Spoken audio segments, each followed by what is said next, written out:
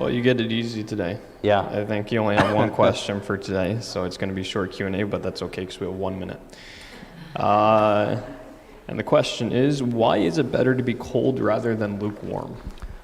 All right, so yeah, people do ask that question a lot. It can be a bit confusing. When Jesus says, hot or cold or lukewarm, he's not talking like we think of a spiritual state of like cold is a bad, like if you're cold to somebody, it's a negative thing.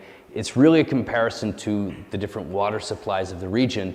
And we think of it in terms of just drinking water, like hot water has its benefits, cold water really has its benefits. I mean, on a hot day, a refreshing drink of cold water, that's what he's meaning. It's about the benefit of the cold water. So it's not a negative thing at all. And lukewarm, just as that water is gross and not something that's very tasteful or life-giving. That's the answer to that question. Awesome. But for the last 30 seconds I have, I just wanted to kind of maybe preemptively, a question that I think can come up from these kind of messages in our society can sometimes be like, well, I don't make a lot of money, I have a lot of struggles, and this clearly doesn't apply to me. What we heard today out of Laodicea. And I think that's a wall that gets tossed up that needs to be broken down. We've said before, we come from a time and an era of a lot of entitlement and envy because of the things that we don't have.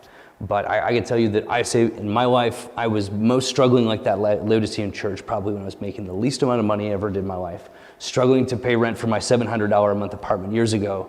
And one of the things that was stuffed my face with was like the dollar slice of pizza down the street. We have so much stuff, free entertainment online, all sorts of things. It's not about how much money you make or how much wealth you have.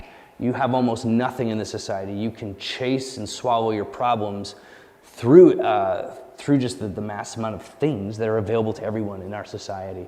So I just wanted to preemptively, when I got back, kind of like answer that rebuttal to our sermon today.